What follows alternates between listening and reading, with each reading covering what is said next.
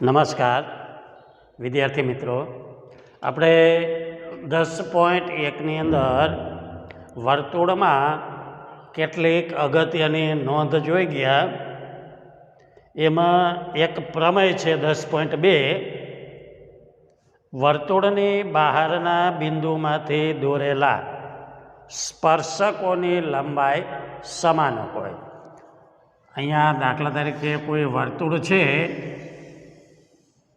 ઓ કેન્દ્રવાળું કોઈ વર્તુળ છે, બહારનું બિંદુ કોઈ પી છે, અહીંથી દોરેલા પી બિંદુએથી દોરેલા સ્પર્શકો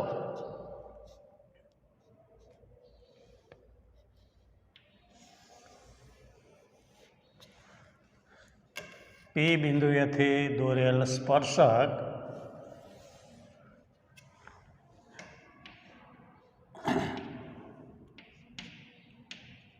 આ જે એ અને બી સ્પર્શક છે, આ સ્પર્શકોની લંબાઈ સમાન હોય એવું કહે છે કે સ્પર્શકોની લંબાઈ સમાન હોય. એટલે આ જે બહારનું બિંદુ પી, બહારના બિંદુમાંથી દોરેલા સ્પર્શકો, આ બંનેના મૂલ્ય સમાન હોય, પી એ અને પી બી. આટલી અગત્યની નોંધ આપણે અગાઉ જોઈ ગયા છીએ. એક આ 10.2 પ્રમેય છે. અત્યારે તો આ વખતે તો પૂછાવાનું નથી, પણ આ રાઇડર ઘણી વખતે પૂછાય છે. પ્રમેય 10.2 પૂછાય છે કે વર્તુળની બહારના બિંદુમાંથી દોરેલા સ્પર્શકો એટલે કે પી એ અને પી બી, આ બંનેનું મૂલ્ય સમાન હોય એવું આ 10.2 પ્રમેય છે. હવે આપણે 10.2ના પહેલાં વિકલ્પો જોઈએ. તો પહેલો વિકલ્પ છે, ખાલી જગ્યાના રૂપમાં મેં લખ્યું છે, નીચે 4 વિકલ્પો આપેલા હોય.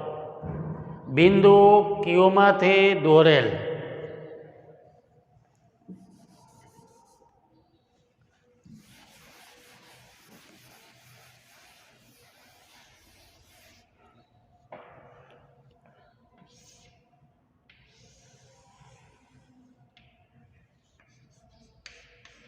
બિંદુ ક્યુમાંથી દોરેલા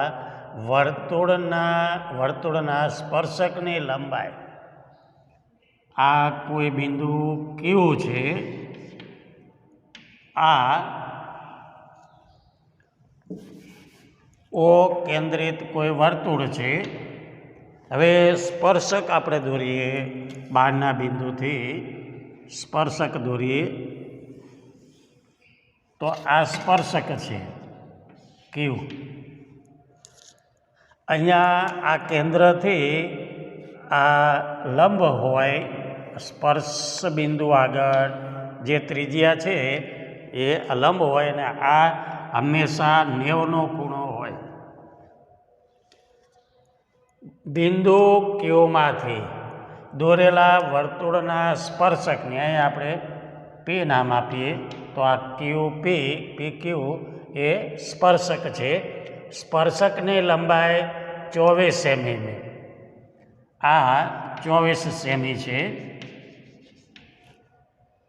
અને વર્તુળના કેન્દ્રથી અંતર, આ વર્તુળના કેન્દ્રથી અંતર આપ્યું છે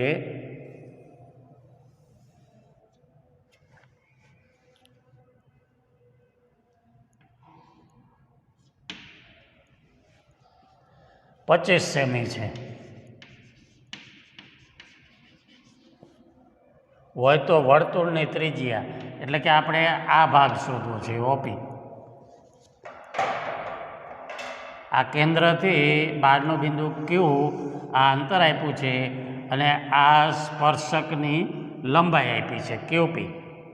તો અહીંયા આ કાટકોણ ત્રિકોણ થાય.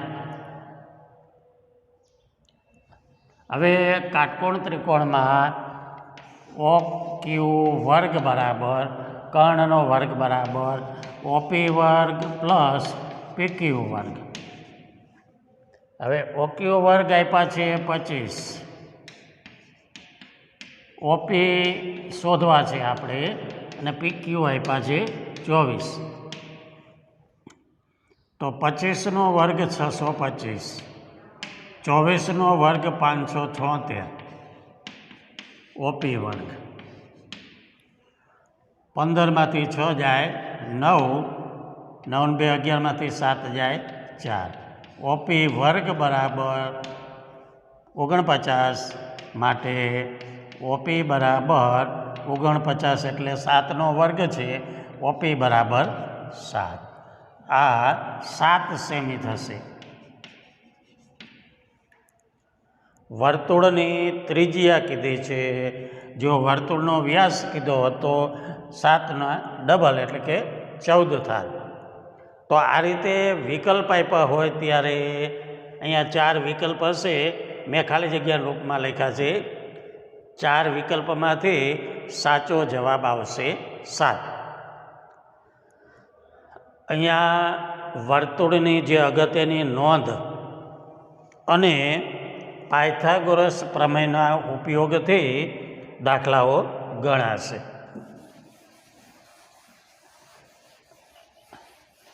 આ 2 માર્કના દાખલાના રૂપમાં પણ પૂછી શકાય અને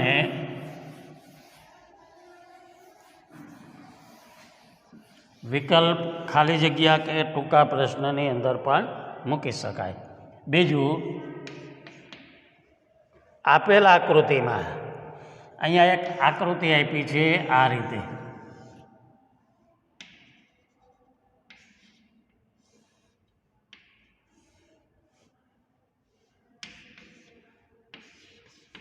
આપેલ આકૃતિમાં ટીપી અને ટીક્યુ એ ઓ કેન્દ્રવાળા વર્તુળના બને એવા સ્પર્શકો છે. ટીપી અને ટીક્યુ. અહીંયા આ દાખલા તરીકે બહારનું બિંદુ છે ટી. ટીપી અને ટીક્યુ આ બંને ઓ કેન્દ્રવાળા વર્તુળના સ્પર્શકો છે. હવે પીઓ ક્યુ એટલે આ ભાગ આપ્યો છે 110 આપ્યા છે. આ ભાગ આપ્યા છે 110. બને એવા સ્પર્શકો છે. તો પી ટી ક્યુ કેટલા? આ ભાગ શોધવો છે આપણે. આ ભાગ પી ટી ક્યુ કેટલા? હવે આ બંને સ્પર્શકો છે એની લંબાઈ સમાન હોય. આવો જ્યારે બને ત્યારે આ ચતુષ્કોણ છે 1 2 3 અને 4 ખૂણા. હવે આ ચતુષ્કોણમાં આ બંને ખૂણા પૂરક કોણની જોડ હોય. પી ઓ ક્યુ અને પીટી ક્યુ પૂરક કોણની જોડ છે. પૂરક કોણની જોડ બનાવે.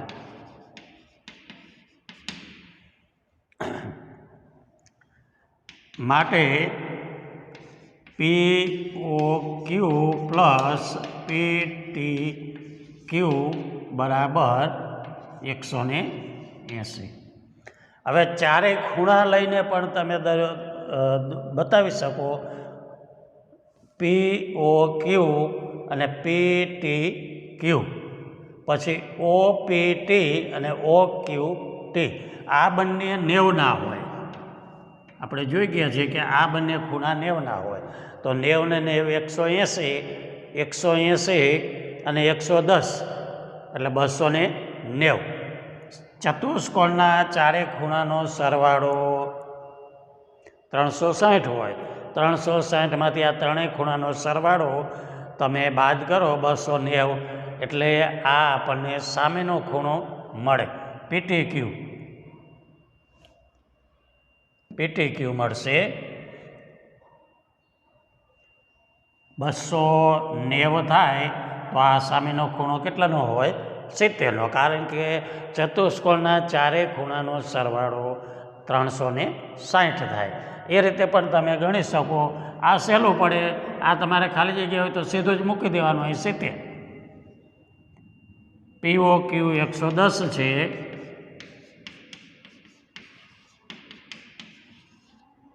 એટલે PTQ બરાબર 180 માઇનસ 110 બરાબર 70. તો આ ખૂણો 70નો થશે. આ ખૂણો કેટલાનો થાય? 70નો.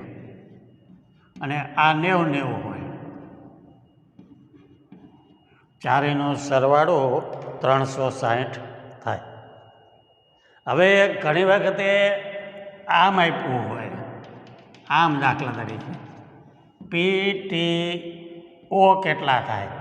તો આ 70ના આ જે ઓટી છે એ આ ખૂણાનો દ્વિભાજક છે, બે સરખા ભાગ કરે. એટલે આ બંને કેટલા થાય? 35-35. આ બંનેના માપ કેટલા થાય? 35-35. તો વિકલ્પમાં કે ખાલી જગ્યામાં કે ટૂંકા પ્રશ્નમાં આના આધારે પૂછાય આ રીતે, તો આટલું આપણે યાદ રાખીશું.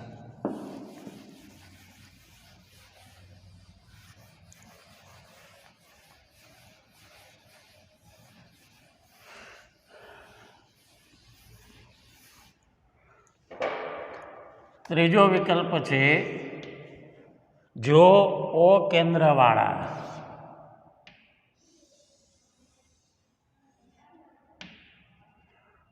કેન્દ્રવાળા વર્તુળને બિંદુ Pમાંથી દોરેલા સ્પર્શક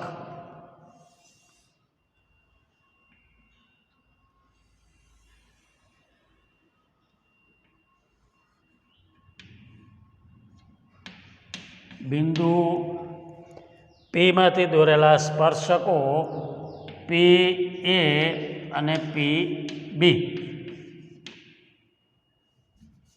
અહીંયા O કેન્દ્ર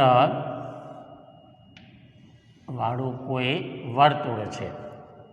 O કેન્દ્રવાળા વર્તુળને બિંદુ Pમાંથી દોરેલા સ્પર્શકો PA અને PB વચ્ચે 80નો ખૂણો રચાતો હોય. આ PA અને PB આની વચ્ચે 80નો ખૂણો રચાય છે. હવે આ આપણને ખબર છે 90, આ પણ 90. હવે આ ખૂણો કેટલો હોય? AOB.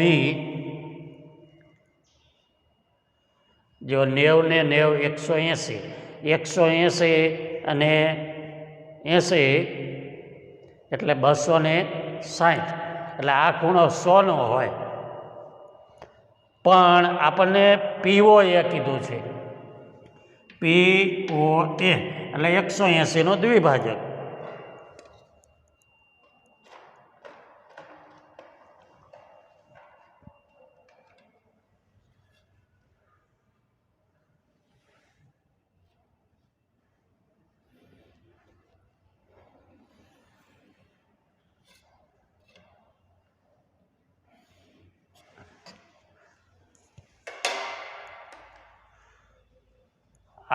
આ બંને ભાગ છે બે સમાન હોય.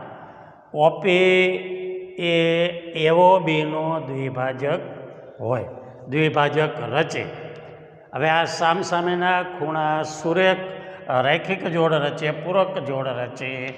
AOB પ્લસ APB બંનેનો સરવાળો 180 થાય. હવે AOB APB આપ્યા છે 80, એટલે AOB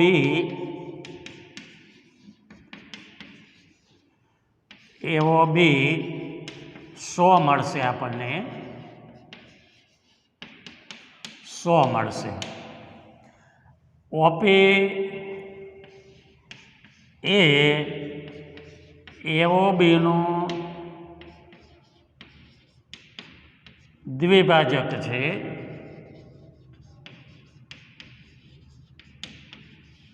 દુભાગી, બે સરખા ભાગ કરે. આ OP છે એ આ ખૂણાના બે સરખા ભાગ કરે. જો અહીંયા ચતુષ્કોણ છે 1 2 3 અને 4 ખૂણા, એ 4 ખૂણા લખીને 360 મૂકી અને આ 180 ને 260 બાદ કરી અને એ રીતે પણ તમે AOB 100 મળશે. એટલે AOB 100 મળે તો AOP પ્લસ BOP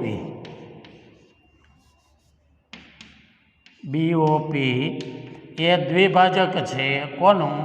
AOBનું. એટલે કે AOBનું અડધું હોય. આ બંને માપ સરખા હોય. AOP અને BOP બંને માપ સરખા હોય. હવે AOB 100 છે એટલે આપણને કેટલું મૂલ્ય મળશે? 50. અહીંયા આ બંને ખૂણા 50-50ના હોય.